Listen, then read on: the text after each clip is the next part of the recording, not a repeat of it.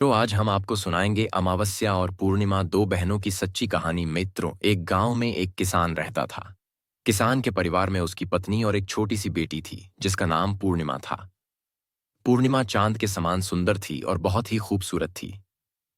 किसान और किसान की पत्नी अपनी बेटी को पाकर बहुत खुश थे।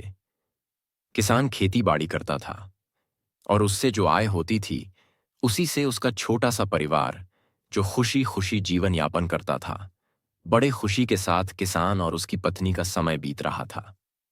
मित्रों, लेकिन कहते हैं ना कि जब सब कुछ सही चलता है तो कुछ ना कुछ ऐसा हो जाता है जिसकी हम कभी कल्पना भी नहीं करते हैं। यही उस किसान के साथ भी हो जाता है।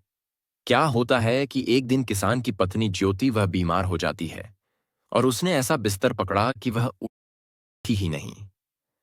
किसान की बेटी भी लगभग 6-7 महीने की हो चुकी थी। इधर किसान की पत्नी ने बिस्तर पकड़ लिया था और उधर किसान बेचारा बड़ा दुखी रहने लगा। उसने अपनी पत्नी के इलाज में किसी भी तरह की कोई कमी नहीं की, हर प्रकार से उसकी दबा कराया करता था। मित्रों, और उस समय इतनी देखो चिकित्सा नहीं थी। लोग देसी इलाज पर ही निर्भर रहते थे। लेकिन बहुत इलाज करवाने के बाद भी किसान की पत्नी बची नहीं और उसकी मृत्यु हो गई। अब किसान पर दुखों का पहाड़ टूट पड़ा। अब किसान बेचारा बहुत दुखी था। एक तो उसकी 6-7 महीने की बेटी थी और इधर उसकी पत्नी के जाने का दुख। अब किसान बेचारा क्या करे?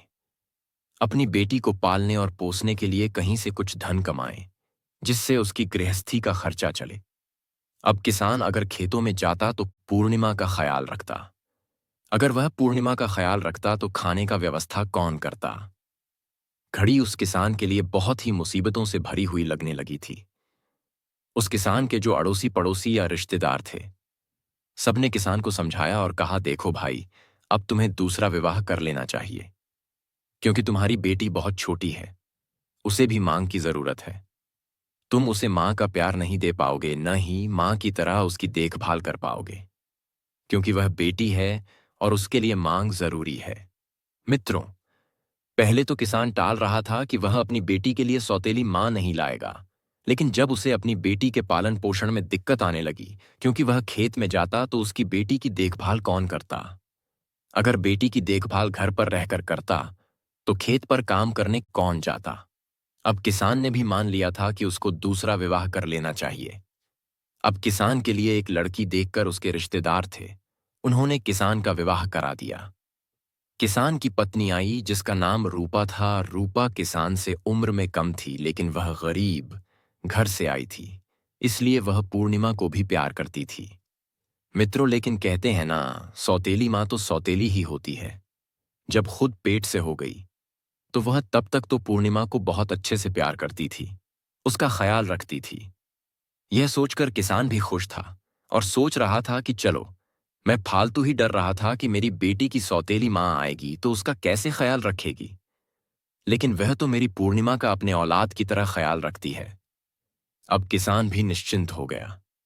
जब नवीन महीने में रूपा ने एक लड़की को जन्म दिया जो कि बहुत ही कुलकर्णी थी, उसका नाम अमावस्या रखा गया। क्योंकि बड़ी बेटी का नाम पूर्णिमा था तो उसका अमावस्या रख दिया। और वह, हाँ, जब उसकी माँ ने देखा कि पूर्णिमा जो है वो तो बहुत ही सुंदर है और उसमें संस्कार भी बहुत अच्छे थे, और जो इधर पूर्णिमा की जो दूसरी बहन हुई उसका नाम अमावस्या रख दिया।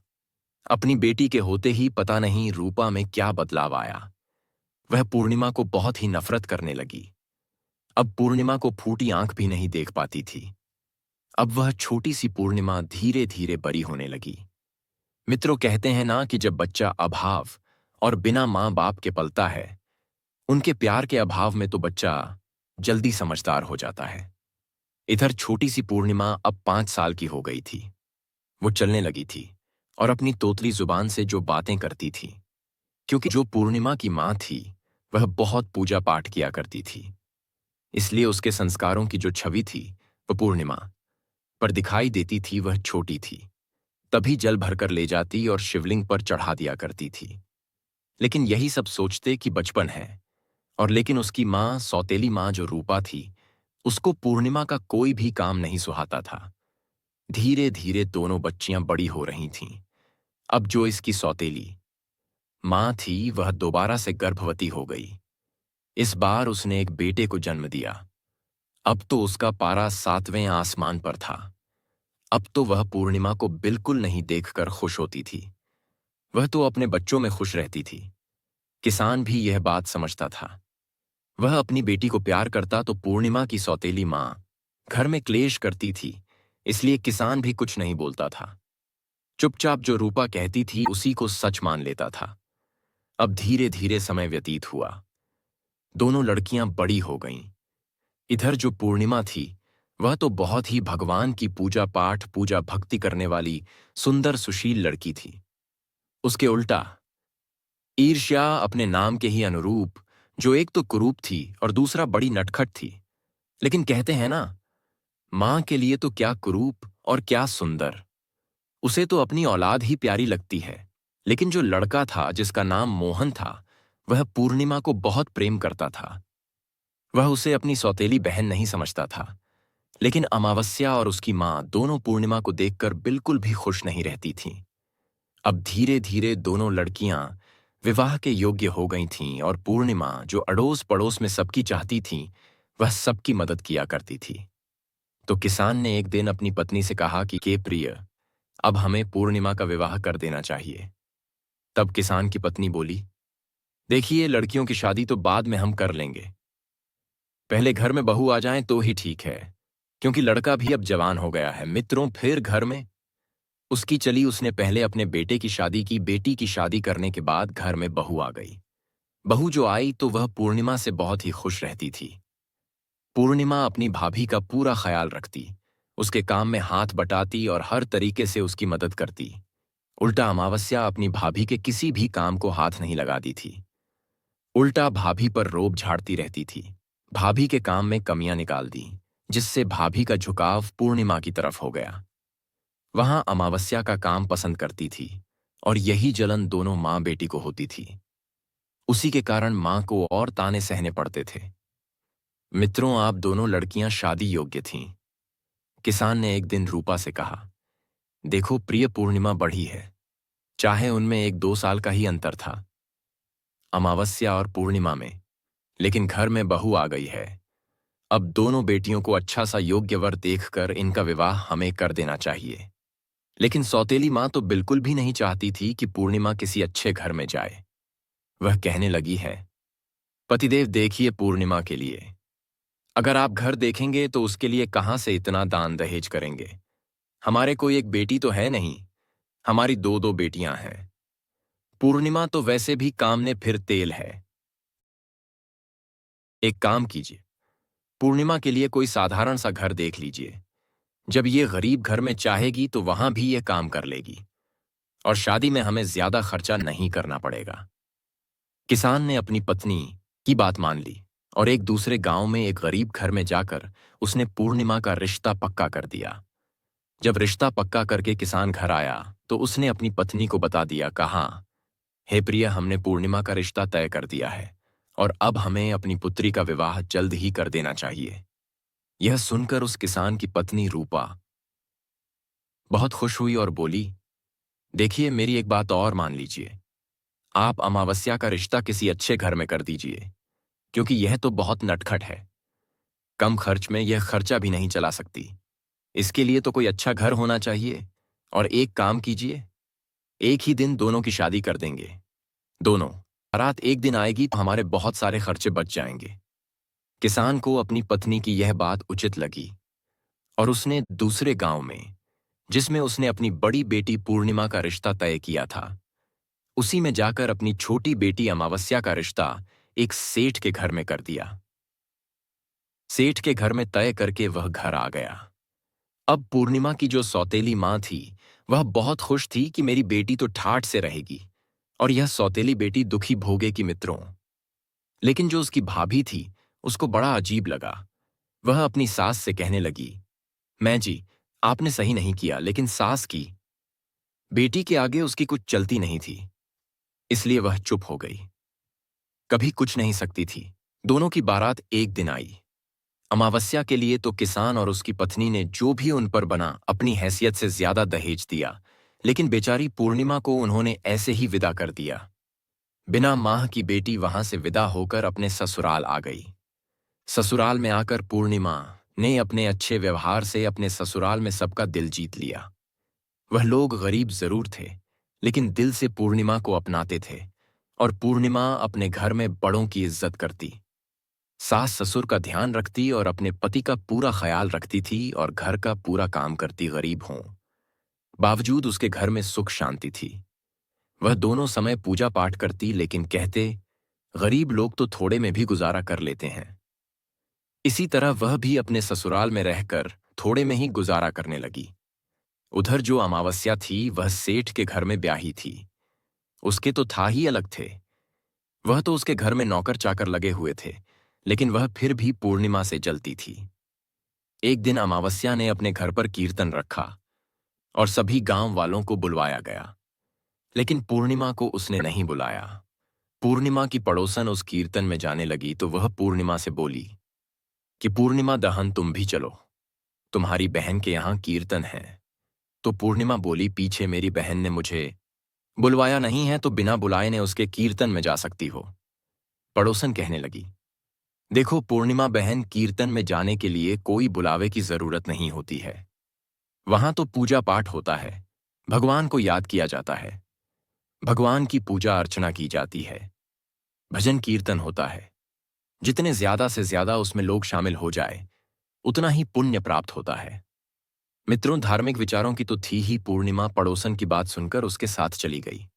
जब वह अपनी बहन के घर पहुंची तो पूर्णिमा को देखते ही उसकी बहन अमावस्या उस पर क्रोधित हो गई और उससे कहने लगी, तुझे भी बुलाया नहीं, फिर भी तू मेरे घर चली आई। वह कहने लगी, मैं तो पूजा पाठ की वजह से तुम्हारे घर आ गई हो। वह कहने लगी, तो अच्छा ठीक है, अगर तुम मेरे घर आए गई हो तो चुपचाप एक कोने में बैठ जाओ, किसी से कुछ नहीं कहना। वह बेचारी चुपचाप एक कोने में बैठ गई। भजन कीर्तन हुआ, क्योंकि पूर्णिमा तो धार्मिक विचारों की थी, भगवान को बहुत मानती थी, भोलेनाथ की पूजा अर्चना करती थी, तो वह भी भगवान की भक्ति में खो गई। लेकिन जब पूजा खत्म हुई तो प्रसाद का वितरण हुआ। अमावस्या ने सबको प्रसाद दिया। पूर्णिमा ने प्रसाद मांगा तो अमावस्या ने पूर्णिमा को प्रसाद नहीं दिया और उसका बहुत अपमान किया। कहने लगी, बिना बुलाए आ गई, बिना बुलाए कौन आता है। तब भी मेरे घर आ गई। अपमान का विष पीकर बेचारी पूर्णिमा अपने घर को वहां से चली गई।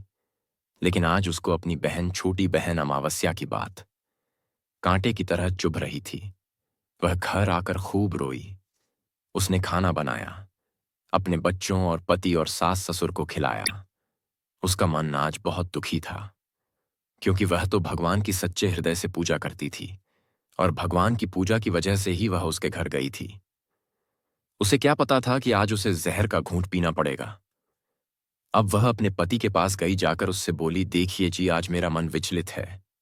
आज मैं अपने मायके होकर आती हो तो आप बच्चों को देख लेना। कल सुबह तक मैं जल्दी आ जाऊंगी।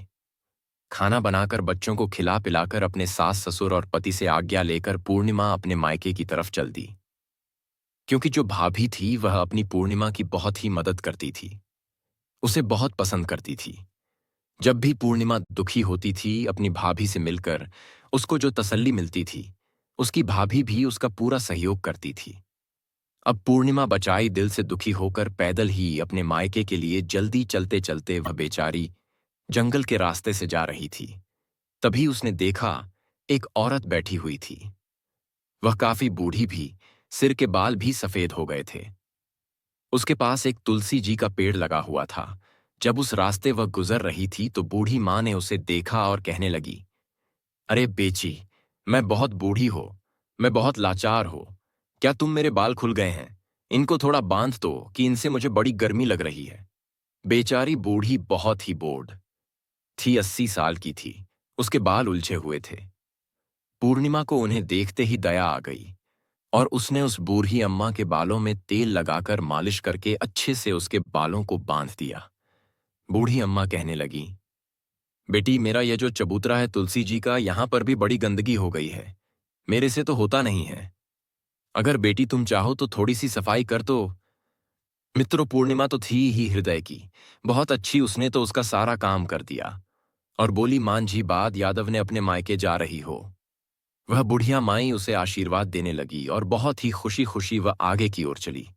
आगे चली तो उसने देखा एक बूढ़ा बाबा बैठा हुआ था जो कि भगवान शंकर जी थे, और जो जी के पास थी वह साक्षात तुलसी माता थी, लक्ष्मी जी। लेकिन अब जब वह आगे गई, लंबी लंबी सफेद दाढ़ी, सिर पर पगड़ी बांधे हुए, माथे पर टीका लगाए हुए और भगवा रंग का वस्त्र धारण किए हुए फल थी मारकर, बहुत ही मतलबी ढंग रूप करके भगवान शिव बैठे हुए थे। वह जब आगे गई तो उन्होंने पूर्णिमा को देखा। मित्रों, कहते हैं ना कि भगवान भी अपने भक्त की परीक्षा लेते हैं।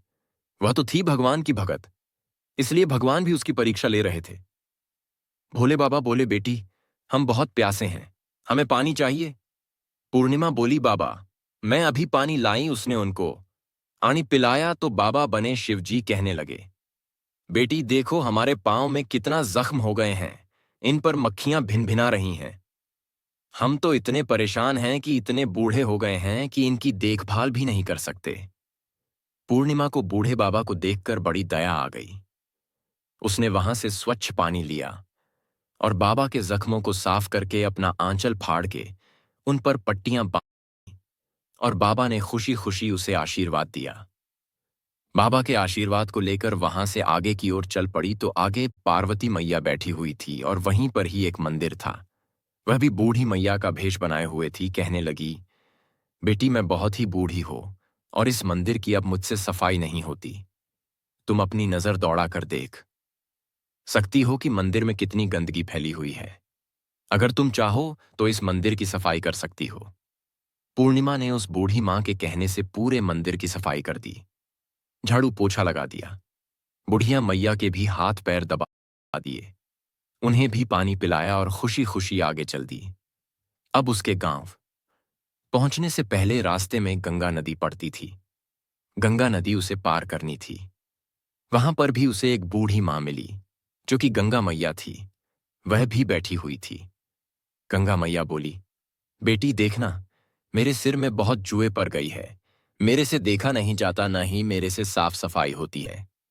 इधर मेरे घाट के चारों तरफ देखो, मैं यहां रहती हो, कितनी गंदगी हो गई है, मेरे से अब होता नहीं है। पूर्णिमा ने गंगा मैया के सिर को भी साफ कर दिया, उनकी जो निकाल दी, और जो घाट के आसपास गंदगी फैली हुई थी वह भी साफ कर दी। गंगा मैया ने उससे पूछा, बेटी तुम कहाँ जा रही हो? तो उसने अपनी पूरी बात बताई और बोली, माँ जी मैं अपनी भाभी से मिलने जा रही हूं। तो वहां पर एक नाव थी। गंगा मैया ने कहा, बेटी इस नाव से तुम चली जाओ। और नाव से पार होकर वह अपनी भाभी से मिलने आ गई। उसकी भाभी में जब पूर्णिमा को देखा तो वह उसका बहुत ही सम्मान की और उसे लड्डू और पानी देकर पीने को कहा। वह थोड़ा सा लड्डू खाई और पानी पी, और वहीं पर दोनों बैठकर बातें करने लगी। लेकिन उसने अपनी और अमावस्या के बारे की कोई भी बात अपनी भाभी को नहीं बताई कि कैसे अमावस्या ने उसका अपमान किया है। वह अपनी भाभी से मिली, और जब उसके पिता ने सुना कि मेरी पूर्णिमा बेटी घर आई है तो वह भी भागता हुआ उसी के कमरे में पहुंच गया। अपने पुत्री से मिली। उसकी पुत्री भी अपने पिता को देखकर उससे उसकी तबीयत और उसके सेहत के बारे में पूछा। फिर इतने में ही उसकी सौतेली मां भी वहां पर पहुंच गई। जब उसकी सौतेली मां ने उसे अच्छे अच्छे वस्त्र पहने हुए और आभूषणों और गहनों को पहने हुए देखा तो वह देखते ही जल बुझ गई और मन में विचार करने लगी कि हाय राम, मैं तो इसका विवाह एक गरीब घर में की थी, फिर भी आज यह हमारे घर में अच्छा सा वस्त्र और आभूषणों को पहनकर आई हुई है। मैं तो सोच रही थी कि पूर्णिमा बहुत ही नरक की जिंदगी जी रही होगी, लेकिन यहां तो हमारी सोच गलत साबित हुई। फिर वह तो उसे ताने सुनते हुए कहने लगी, अरे कल मुंही तो अपने पति के घर को भी नहीं निभा सकती है, जब चाहो तो मुंह उठाकर चली आती है मित्रों। लेकिन उसकी भाभी बोली, कोई बात नहीं माँ जी, बेटी तो मायके ही आती है और यह हमारे पास नहीं आएगी तो कहाँ जाएगी। फिर उसने अपनी भाभी का सारा काम करवाया। साथ मिलकर भाभी ने बड़ी खुशी खुशी ननंद का हालचाल पूछा। ननंद बड़ी खुश हुई अपनी भाभी से मिलकर, क्योंकि वह बहुत दुखी थी। मायके जाकर उसका मन बदल गया था। जब अगले दिन वह बोली, भाभी मुझे विदा दीजिए, अब मैं अपने घर को जाती हूं। तुमसे मिलकर मुझे अच्छा लगा, मेरे मन का बोझ उतर गया। लेकिन फिर भी उसने अमावस्या वाली बात अपनी भाभी को नहीं बताई। दोस्तों, जाते टाइम कहते हैं मायके से कभी भी बेटी खाली हाथ नहीं आती है। तो उसके भाभी भैया ने भेंट स्वरूप अपनी बहन को एक साड़ी दी। उस साड़ी को लेकर वह खुशी खुशी जल्दी चलते चलते फिर वह उसी गंगा नदी पर आई जहां गंगा मैया बैठी हुई थी। गंगा मैया कहने लगे, अरे बेटी, तुम तो वही हो ना जिन्होंने कल मेरी बड़ी मदद की। मेरे पास बेटी ले, ये थोड़ी सी रेट है, ये ले जा। और उसने पल्लू पसार लिया। बोली, मैया, आशीर्वाद में जो तुम दोगी मुझे मंजूर है। गंगा मैया ने अपनी रेट उठाई और उसके आंचल में रख दी। वह लेकर वहां से आगे चल दी। आगे चली तो उसे पार्वती मैया मंदिर के पास मिली और कहने लगी, अरे बेटी, तुम तो कल वाली बेटी हो ना, तुम जैसी सच्चे है, जिसने मेरी इतनी मदद की। इतने लोग आते हैं पर कोई हमें पूछते भी नहीं है, घृणा करके निकल जाते हैं। ले बेटी, मेरे पास तो कुछ नहीं है, ये जो हवन कुंड के अंगारे हैं इन्हें ही ले जाओ। अब उसने आंचल फैला दिया। पूर्णिमा के आंचल में जो अंगारे रखे हुए थे कोयले बुझे हुए थे। वह माता रानी ने उसकी झोली में रख दिए और उसे लेकर वह आगे शिवजी भगवान जो बाबा के रूप में बैठे हुए थे, जिनके जख्म हुए थे, वे बोले, अरे बेटी, तुम तो कल वाली बेटी हो ना। देखो मेरे जख्म कितने ठीक हो गए हैं बेटी। मैं तो पूरी तरह बहुत अच्छा फील कर रहा हूं, बहुत अच्छा मुझे महसूस हो रहा है। लेकिन बेटी, मेरे पास तो कुछ नहीं है, ये थोड़ी सी भभूति है, यह ले लो। पूर्णिमा ने अपना आंचल फैला दिया और भोले बाबा ने उसमें अपनी भभूत धर दी और फिर वह वहां से चल दी। खुशी खुशी वह अपने घर जा रही थी। रास्ते में फिर वही बुढ़िया मिली जिसके सफेद बाल थे। वह बोली, अरे बेटी, तुम तो कल वाली बेटी हो ना। देखो बेटी, अब मेरी भी लहलहा रही है ना। तुमने इसे सीट दिया और देखो, तुमने मेरी इतनी सेवा की बेटी, मेरे पास देने के लिए तो कुछ नहीं है। उसने थोड़ी सी तुलसी की पत्ती तोड़ी और पूर्णिमा को दे दी। पूर्णिमा ने भी अपना आंचल पसार कर उनको ले लिया और वहां से अपने घर को चल दी। घर जाकर उसने सबकी पोटली बनाई और घर के कोने में रख दी। और शाम हो गई थी। जाकर अपने घर के काम में लग गई। बच्चों के लिए खाना बनाया, घर की साफ सफाई की, अपने सास ससुर को हिलाया, पति को खिलाया, बच्चों को खिलाया और खुद भी खाकर सो गई। सुबह जब पूर्णिमा उठी तो क्या देखती है कि उसके घर में जब झाड़ू लगाने चली, सुबह सुबह उठ के तो उसका घर का कोना तो जो चमक रहा है, हीरे मोती तरह तरह के कीमती आभूषणों से चमक रहा है।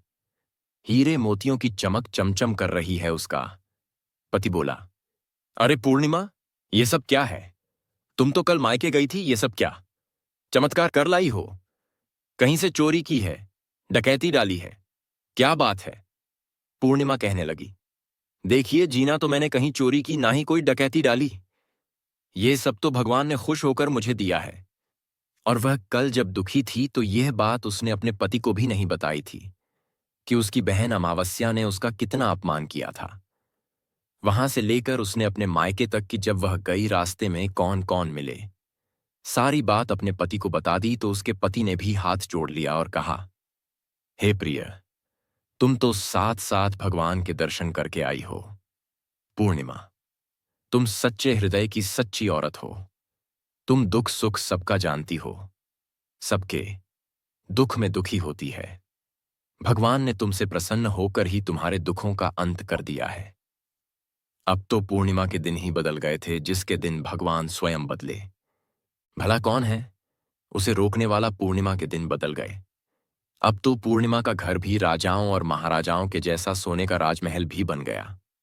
अब पूर्णिमा के घर में किसी चीज की कोई कमी नहीं थी। जहां पर छप्पर झोपड़ी पड़े हुए थे, पर अच्छा सा सोने का महल बन गया। अब तो पूर्णिमा की तो सारे गांव में वाहवाही हो गई कि पता नहीं ऐसा क्या चमत्कार हुआ है जो पूर्णिमा का घर इतने सारे धन दौलत से भर गया। मित्रों, जब ऐसा कोई काम होता है तो आसपास के गांवों तक भी चर्चा फैल जाती है। यही चर्चा अमावस्या तक भी पहुंची। अमावस्या को सुनकर बड़ा दुख हुआ। वह दौड़ी दौड़ी पूर्णिमा के घर आई और बोली, पूर्णिमा, सच सच बता, तू इतनी अमीर कैसे हो गई? तो गरीब रहना था थे। तुम मुझसे ज्यादा अमीर नहीं हो सकती।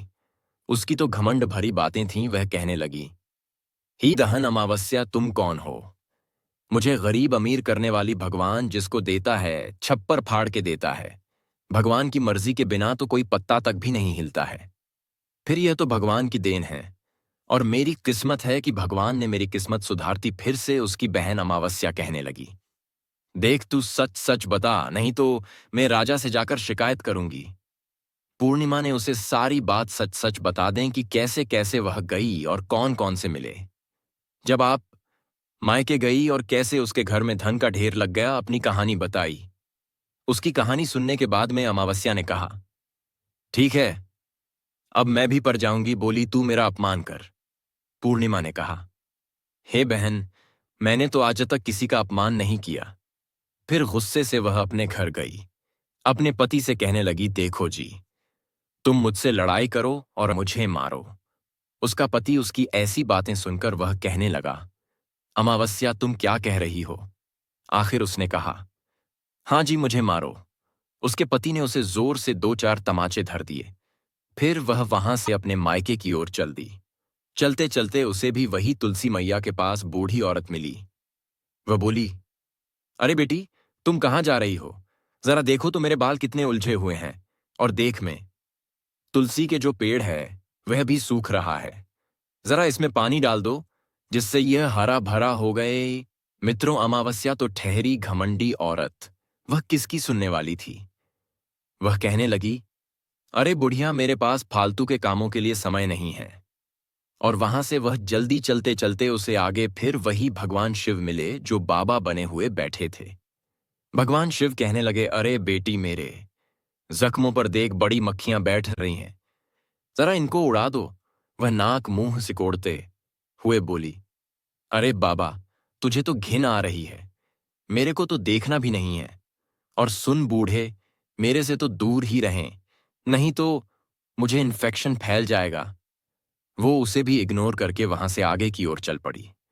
आगे पार्वती मैया मिली। बोली, बेटी, मेरे सिर में बहुत जुआ पड़ गई है, और देख तो मेरे मंदिर की सफाई भी नहीं हुई है, तू सफाई भी कर दें।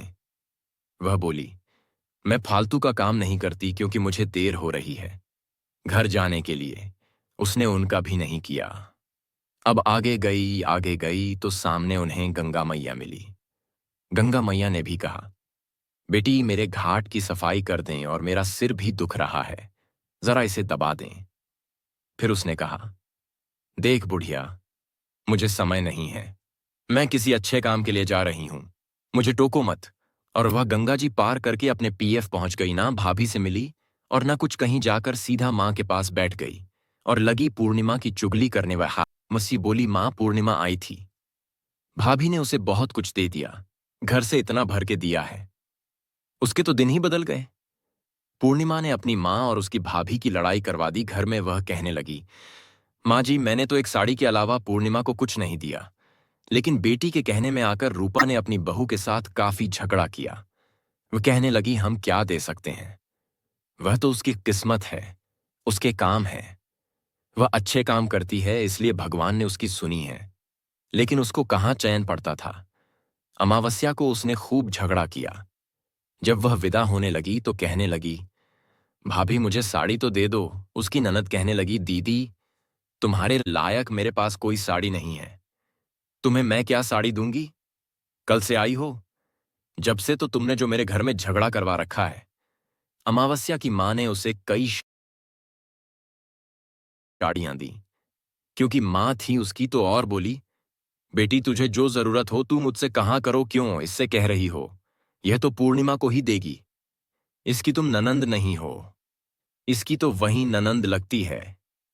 तरह तरह के ताने वह अपनी भाभी को सुनाकर वहां से जल्दी चलते चलते गंगा मैया के पास पहुंची। तो गंगा मैया बोली, अरे बेटी, ले, मेरे पास थोड़ी सी रेत है। बुढ़िया को तभी याद आया कि हाँ, पूर्णिमा को भी रेत मिली थी। उसने अपने आंचल में रेत ले ली और वहां से चल दी। आगे गई तो फिर वहां पार्वती मैया ली। पार्वती मैया बोली, मेरे पास से तो यह अंगार लिए जा। वहां से वह कोयले का अंगार ले ली और अपने आंचल में रखकर चल दी। चलते चलते वह भगवान भोले बाबा के पास पहुंच गई, जो बाबा बने बैठे हुए थे। उसके पास जाते उसे घिन्न लगने लगी। तो अमावस्या ने कहा, अरे बाबा, तू तो दूर ही रहे है, तुझसे न चाहिए मुझे कुछ भी। और वहां से चल दी। आगे तुलसी जी का पेड़ पड़ा और वहीं पर बुढ़िया माई बैठी हुई। थी तो वह बोली, मैया तो मुझे भी दे दे। उन्होंने भी तुलसी के पत्ते दे दी और कहा, बेटी ले, तू भी ले जाओ। अब अमावस्या वहां से सीधा अपने महल में आ गई। महल में वह सभी सामग्री को एक कोने में रखकर शाम को खाना बनाई और सभी को खाना खिलाकर वह भी खाकर जल्दी से सो गई। जब सुबह उठी और झाड़ू लगाने चली तो देखने लगी उस कोने में तो कीड़े मकोड़े बिच्छू सर्प घूम रहे थे। इसी तरह धीरे धीरे करके उसके कई कमरे में कीड़े मकोड़े घूमने लगे और बाकी तो एकदम से घर में आग लग गई। अब तो उसका सारा घर जलकर राख हो गया। अब तो वह अपनी बहन को कोसने लगी, पूर्णिमा को गाली देने लगी और अपनी पूर्णिमा बहन से कहने लगी, इसने जाने किस भी मेरे घर में जादू टोना करवा दिया। आप एक ही आपके घर में तो इतने सारे सुख सुविधाएं हैं और मेरा घर तो जल गया। उसकी बहन पूर्णिमा कहने लगी कि यह सब अमावस्या तेरी लालच का फल है। मित्रों, पूर्णिमा तो भगवान की पूजा पाठ करने वाली एक संस्कारी औरत थी। वह भगवान की ओर सेवा करने लगी थी और भगवान पर और उसका अटूट विश्वास होने लगा था। उनकी श्रद्धा में अब वह कोई भी कमी नहीं छोड़ती थी। अब तो वह सबके दुख सुख में साथ देती थी। फिर उसकी मां रूपा अमावस्या से कहती है, तूने जो कुछ भी किया उसके साथ गलत किया है, इसलिए तेरे साथ भगवान ने ऐसा कर दिया है। अब तो इससे सबक सीख लें ताकि आने वाले टाइम में तो अच्छी बन सके। और पूर्णिमा जैसा व्यवहार कर तो तेरे भी दिन सुधर जाएंगे। लालच करना बुरी बात है। तूने जो भी किया और मैंने जो भी किया, देखिए वह ये बहुत बुरा है। उसी का परिणाम आज तुम्हें देखने को मिल रहा है। तेरे घर में इतना माल भंडार भरा हुआ था, लेकिन आज तेरे पास कुछ भी नहीं है। और तेरी बहन जो पूर्णिमा है, उसके पास आज सोने और चांदी हीरे मोतियों से भंडार भरा हुआ है। वह सबके दुख सुख में साथ देती थी, इसलिए भगवान ने उसकी सुन ली। मित्रों, हम भगवान से प्रार्थना करते हैं कि हे प्रभु, जैसे पूर्णिमा के दिन बदले हैं वैसे सभी के दिन बदल जाए, और जैसे अमावस्या के दिन बुरे आए हैं ऐसे किसी के दिन ना आए। उसके भी दिन इतने बुरे नहीं आते, लेकिन उसने अपनी बहन के साथ में जो इतनी घिनौनी हरकत की थी, इसीलिए भगवान ने उसका बुरा दिन ला दिया। मित्रों, यही भी अमावस्या और पूर्णिमा दोनों बहनों की कहानी। मित्रों, अगर ये कहानी आप लोगों को पसंद आई हो तो कमेंट बॉक्स में हर हर महादेव लिख करके, वीडियो को लाइक करके, चैनल को सब्सक्राइब और साथ में बेल आइकन अवश्य प्रेस करें। हर हर महादेव।